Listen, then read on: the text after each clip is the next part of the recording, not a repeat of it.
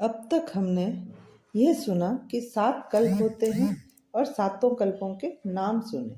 उसमें हमने सुना कि मायूर कल्प के बारे में हमने सुना था कि मायूर कल्प में सांब सदाशिव एक सुनहरे पंखों वाले मयूर के रूप में आए और उन्होंने किस तरह शिव जी ने सृष्टि की संरचना की। और हम अब आगे सुनते हैं कूर्म कल्प।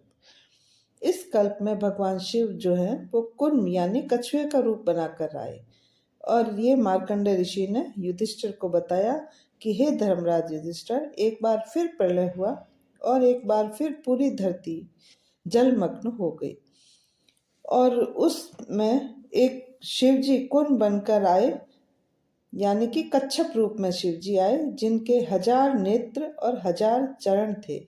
ऐसे विशालकाय रूप में वो कच्छप रूप में आए और शिव जी ने कच्छप रूप में शिव जी ने एक सुंदर सुनहले सरोवर में डुबकी लगा दी।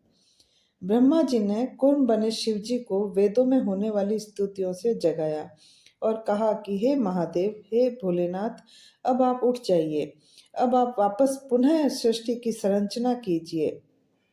अब ब्रह्मा की रात्रि समाप्त हो चुकी है। तब कच्छप रूप में स्थित शंकर जी ब्रह्मा के वचन सुनकर उठ खड़े हुए और तब काल के ग्रास बने लोकपालों सहित 3 लोकों को बाहर करने लगे। देवता, दानव, गंधर्व, यक्ष, सर्प, राक्षसों सहित चंद्रमा और सूर्य आदि को भी उनके शरीर से बाहर निकल रहे थे। सभी ग्रह उनके शरीर से बाहर निकल रहे थे।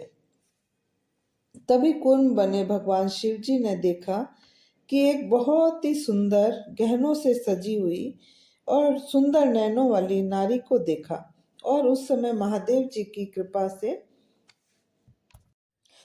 उत्पन्न इस नर्मदा जी को और देवता, असुर, गंधर्व, नाग आदि को मैंने भी देखा।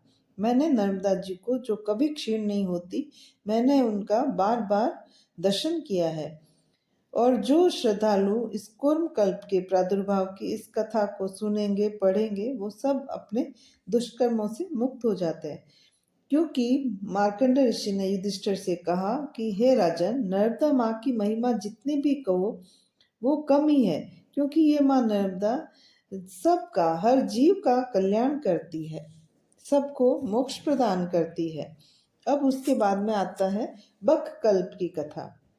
बक कल्प में मार्कंडेय ऋषि ने युधिष्ठिर को बताया कि एक बार फिर से प्रलय काल आया और उसमें जल के ऊपर मैं तैर रहा था और मैं तैरते तैरते थक गया।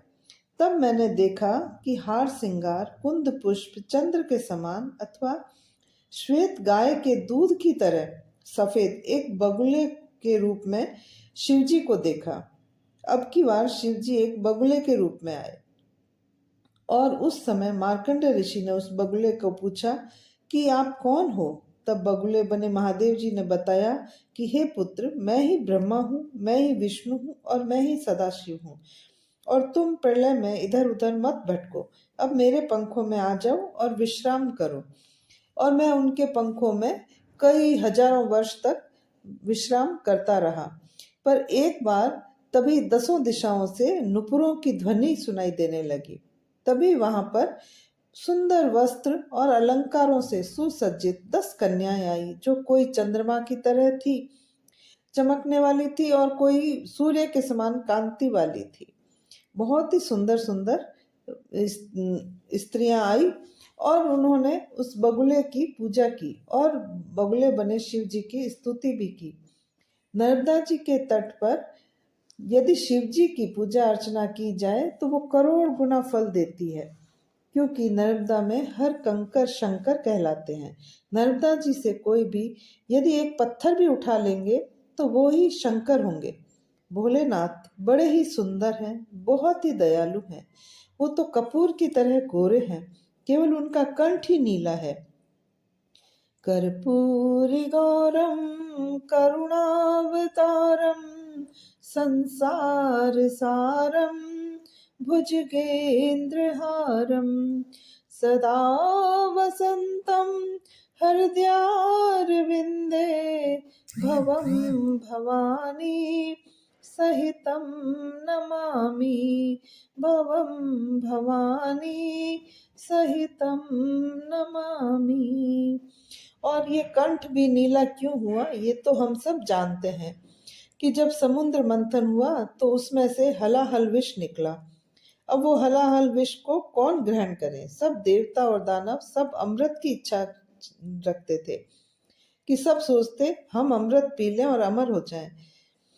तब सृष्टि की रक्षा करने के लिए विष को शिवजी ने एक ही आचमन में ले लिया और उस विष को गले में ही, अपने कंठ में ही रख लिया। इसीलिए भोलेनाथ का नाम पड़ गया नीलकंठ। और उन्हीं की बेटी, जिसे हम नर्मदा जी कहते हैं, रुद्र की बेटी होने के कारण हम उन्हें रुद्री भी कहते हैं। माँ नर्मदा जी की महिमा बड़ी ही विलक्षण है।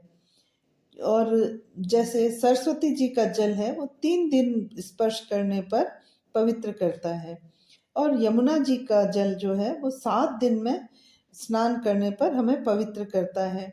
गंगा जी में डुबकी लगाने पर पवित्र करता है, और नर्मदा जी का जल जो है वो दर्शन मात्र से ही पवित्र कर देता है हमें। इसलिए माँ नर्मदा बहुत ही विलक्षण है, बहुत ही पुण्यशीला है। माँ नर्मदा की महिमा बहुत ही अपरंपार है।